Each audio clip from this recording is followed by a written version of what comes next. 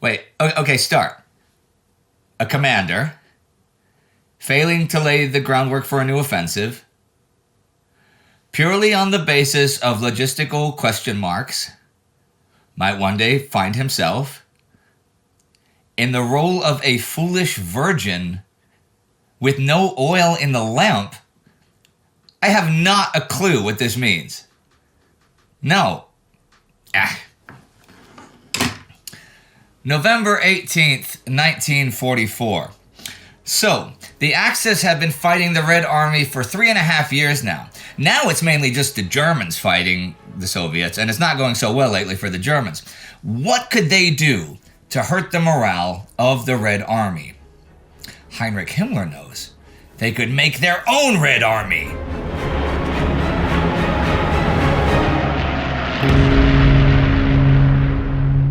I'm Indy Neidell. This is World War II. Last week, the fight for Breakneck Ridge on Leyte began. The fighting for Guilin and Liuzhou in China ended with a Japanese victory. The Allies cleared Walcheren Island, so they can likely use the port of Antwerp soon. They began a new offensive in northeastern France, and the Soviets began another drive on Budapest. Rodion Malinovsky's second Ukrainian front drive on Budapest continues this week, reaching Hatvan and Miskolc the 15th. This is a big drive to try to swing around Budapest and come at it from the northeast, since a frontal drive won't work. Hatvan does command a corridor heading for the Danube bend north of the city. Miskolc is an industrial town in the Sietse River Valley that blocks an easy route into Slovakia. The Germans, though, managed to stop the advance, and the line by now runs from the 46th Army bridgehead south of the city up to Hatvan and Miskolc. And to the south this week, the Germans evacuate Skopje the 13th, and the next day Bulgarian and Yugoslav troops enter it. On the 17th, Tirana is liberated by Albanian partisans after a 20-day fight. Albania will be completely liberated the 29th. In the autumn of 1944, the thoughts of most men within the Allied and Axis camps alike turned increasingly to the prospect of the war coming to an end. This was reflected in the Soviet Union by small but significant hints of better things to come and a general expectation of kindlier policies once the present rigors were done, while the Nazi leadership, thrown deeper into its own chaos, threw up Himmler as its latest warlord and stepped up draconian measures of mobilization, which brought the new slave warfare to the Eastern Front. It is true that since the July 20th attempt on Hitler's life, Heinrich Himmler's power has grown quite a bit. He's the head of the SS and the 38 divisions of the Waffen-SS, the head of both the state and the secret police. He's in charge of the racial policy, he oversees the V-weapons programs, and he was put in charge of the replacement army. Hitler wanted him to put together 15 divisions, so he put together a folk army, you can call it, with Nazi officers both running it and acting like commissars do in the Red Army. The men are kept in line by the fear of summary execution should they get out of line. Himmler has also, it would seem, had a change of heart about Andrey Vlasov. Vlasov, you may remember, is a Soviet general who was captured by the Germans in the USSR a couple years ago. Disillusioned with Stalinism, he's been in charge of the Russian Liberation Army, which has so far existed only on paper, but is a collaborationist force. Himmler never did support this, and referred to Vlasov as a hired Bolshevik butcher, but met with him in September at Rastenburg. See, there are plenty of officers in the Wehrmacht who support Vlasov, and they thought that with Himmler running the replacement army, they'd be able to form and put into the field large units of Soviet POWs under German command. Much depended, therefore, on Vlasov making his case to Himmler. On the surface, the meeting was a success, with Himmler weeping into his beer about his unfortunate errors in believing in Untermensch theories. The Ostpolitik must go into reverse and provide the basis for a political and psychological onslaught against Stalin and his system. Oh yes, a real turnabout from Himmler. He said he'd get Vlasov 10 divisions. This number, however, is soon revised to 3. Wilhelm Keitel and Alfred Jodl at OKW, though, have no intention of giving Vlasov a big army, and Alfred Rosenberg, head of the Ministry for the Occupied Eastern Territory, is really pissed off about this. Also, when the Home Guard, the Volkssturm, was created last month, Martin Bormann saw to it that it was raised under the Gauleiters, the regional Nazi party leaders, and Bormann controls the Gauleiters. How could Himmler skirt this then?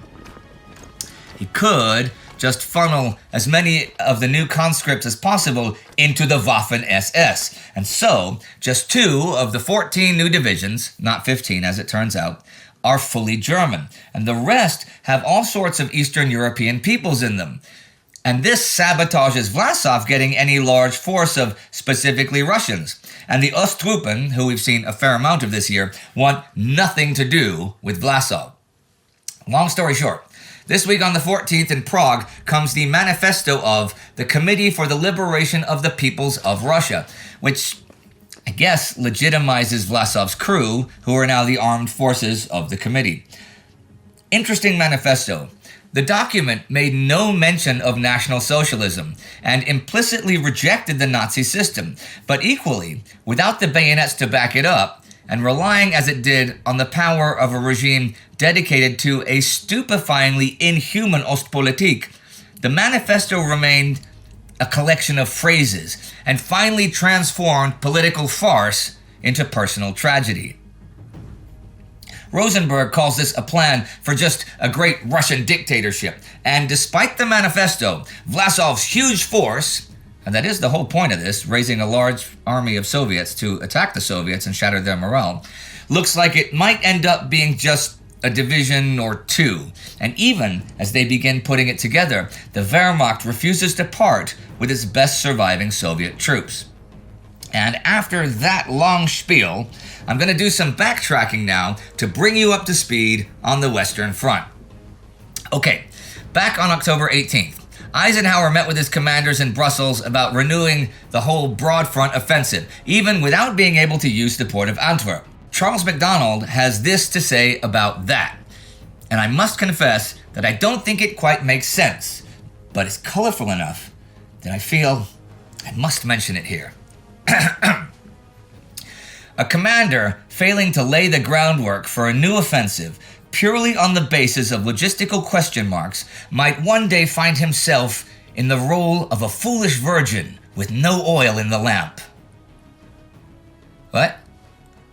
I had to leave it in, right? I couldn't not say that, right? I wondered about that quote for a long time myself. It's a lovely quote. It is. You guys, your homework is to use that in everyday conversation. Okay, anyhow. The first phase was to build up along the Rhine. First Army, early in November, would try to get a foothold over the river below Cologne. Protecting their left flank, 9th Army would also drive to the Rhine and then turn north and hit the region between the Rhine and the Maas, west of the Ruhr. 21st Army Group would likely still be dealing with Antwerp, so around November 10th, they'd release British 2nd Army to drive from Nijmegen to link with 9th Army. 3rd Army could drive from near Metz to protect 1st flank, and in the south, 6th Army Group would advance to the Rhine at Strasbourg. This was not designed as an end-the-war offensive, not even to clear the Ruhr, but to clear the area west of the Rhine entirely of the enemy.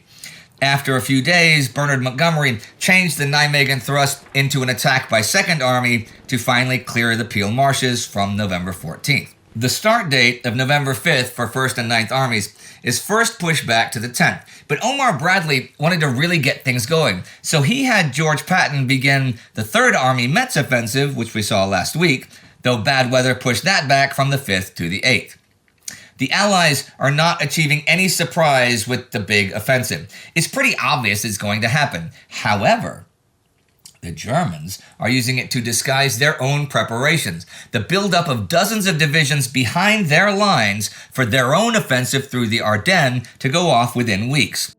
All of their stockpiling for their secret offensive is justified as being to fight the anticipated Allied offensive. It is a big deception plan, with armies changing names and even a new army group created. See, since Walter Model's Army Group B is to command the offensive, and he's had 4 armies under him from Antwerp to the Franco-German border. Hitler has promoted Kurt Student, commander of one of those armies, 1st Parachute, to command Army Group H, which is the Parachute Army and 15th Army. So Student now runs Holland.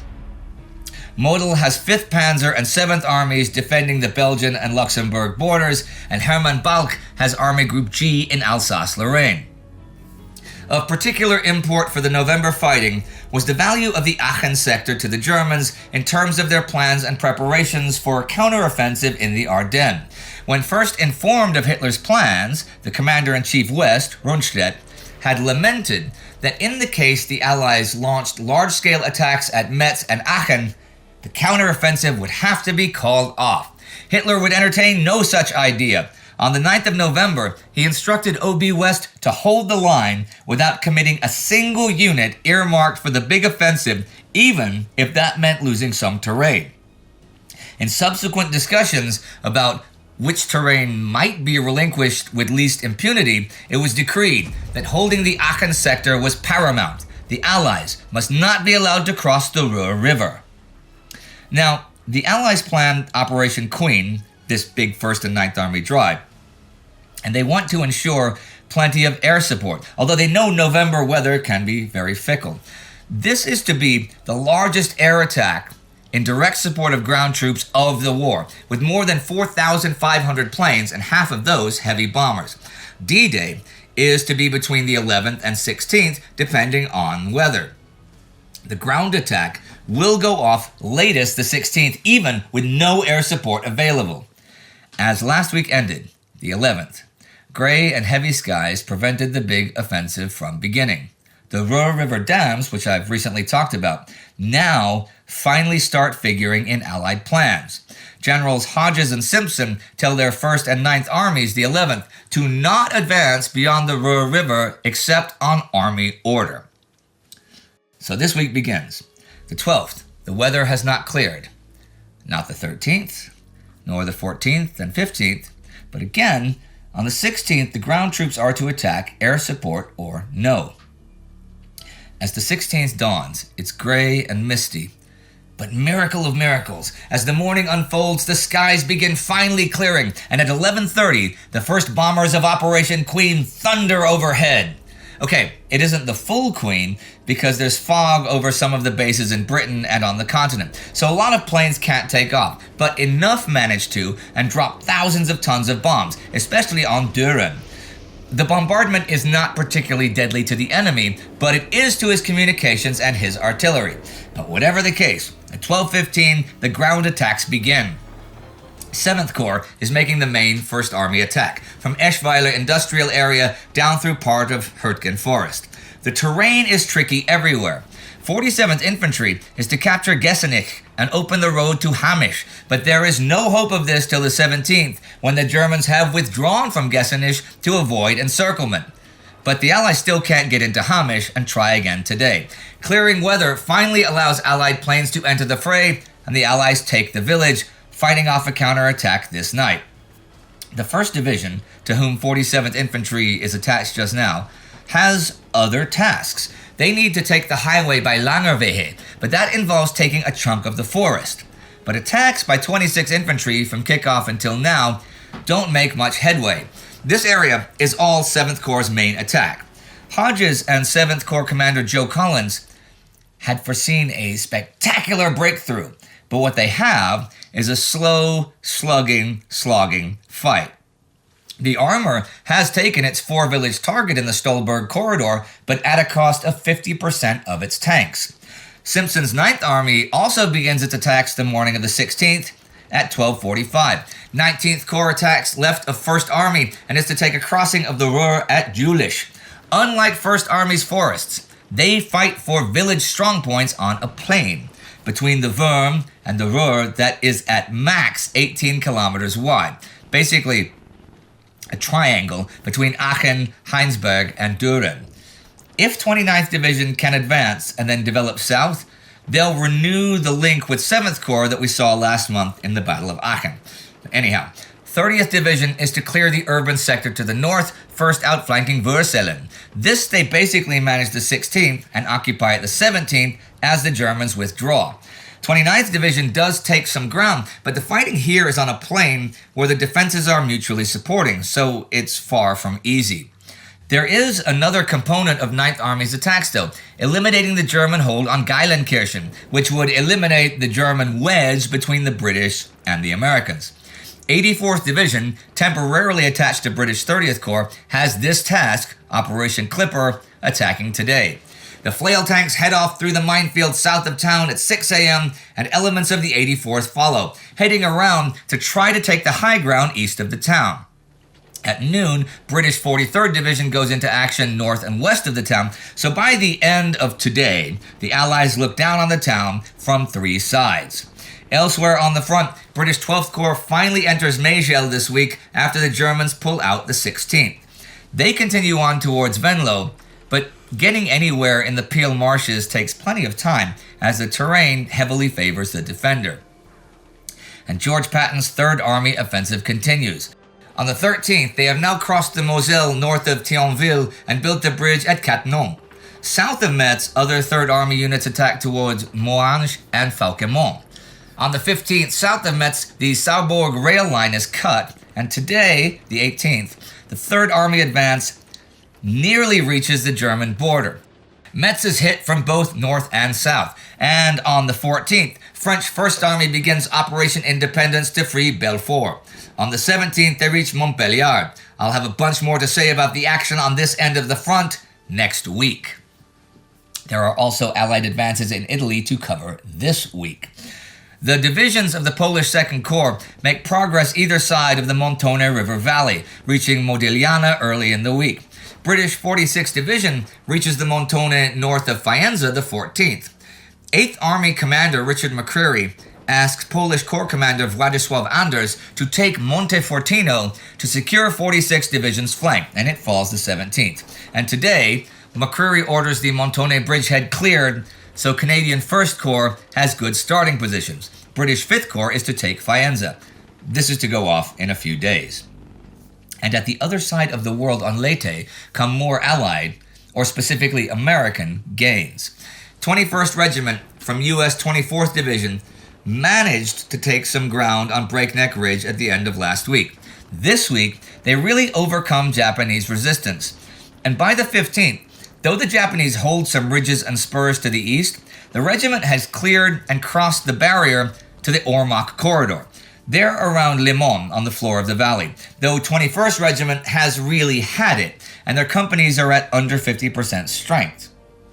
There's more to the operation than just taking Breakneck Ridge, though. A battalion of the 19th Regiment has set up a roadblock to cut the main Japanese supply route from Ormoc to the ridge. They hold it for days against all comers. A battalion from the 34th has also come from the west by sea and set up artillery direction on the heights there. On the 16th, 32nd Division, 10th Corps Reserve, relieves 24th Division, but guess what? They take control of the flanking battalions, but orders are to hold the ridge without reinforcements, so those guys are on their own. There are developments in China as well this week. Both Guilin and Liu Xiao fell to the Japanese at the end of last week, but there was some Japanese military intrigue involved. It was the 23rd Army driving north from Guangzhou that was to take Liu Xiao, but in the deep forested region had no radio contact with headquarters from the 3rd to this week on the 14th. Meanwhile, 11th Army coming from the north had surrounded Guilin, and they had sent an advance force to Liu Xiao to try to also take that to win a double victory at 23rd's expense.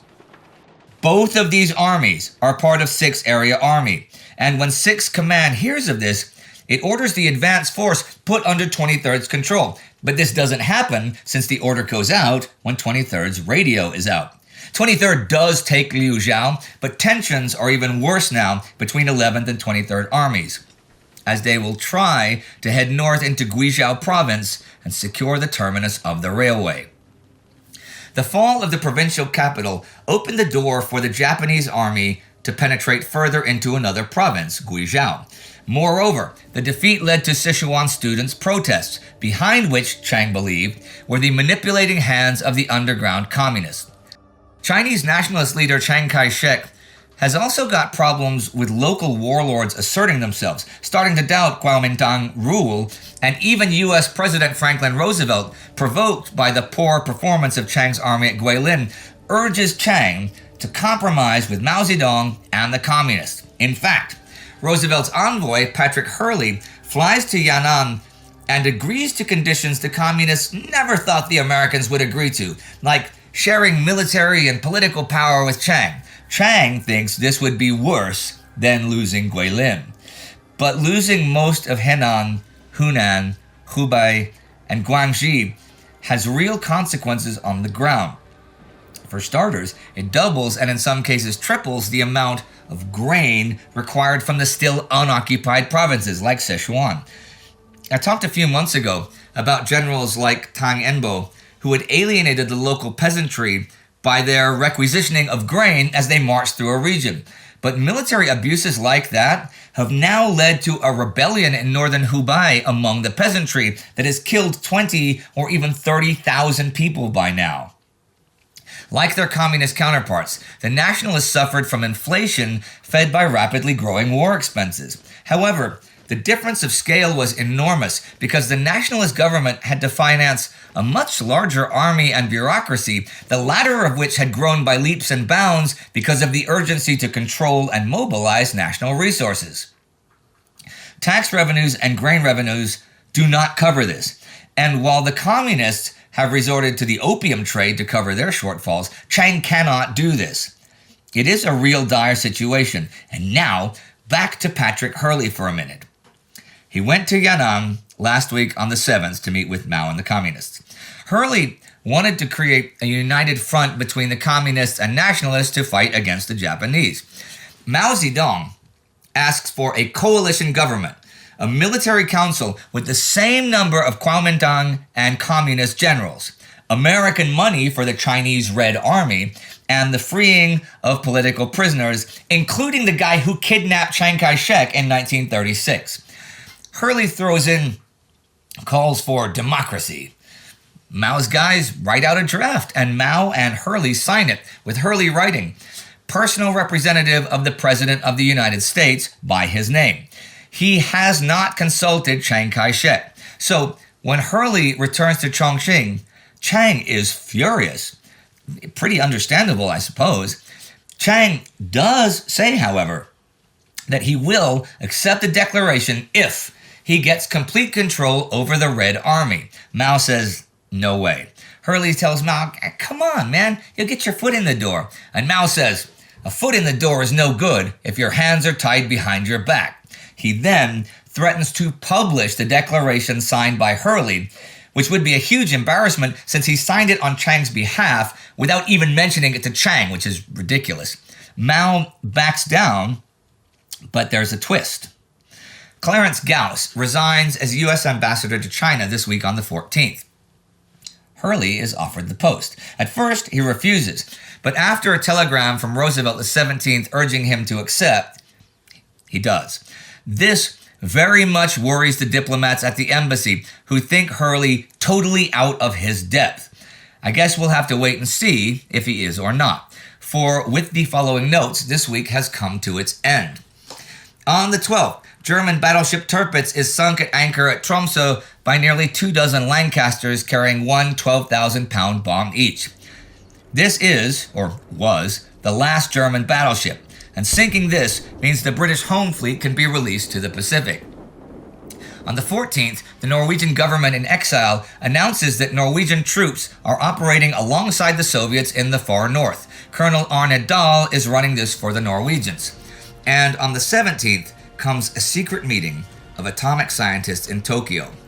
They report very little progress since February, and it is clear the Japanese will not be able to build an atomic bomb in time to affect the outcome of the war. And so passes the 273rd week of the war, with new offensives and continuing ones in the west, tough advances in Italy, Leyte, and Hungary, Some Germans trying to build their own Soviet army, some very much opposed to it, and ever more headaches for Chiang Kai-Shek.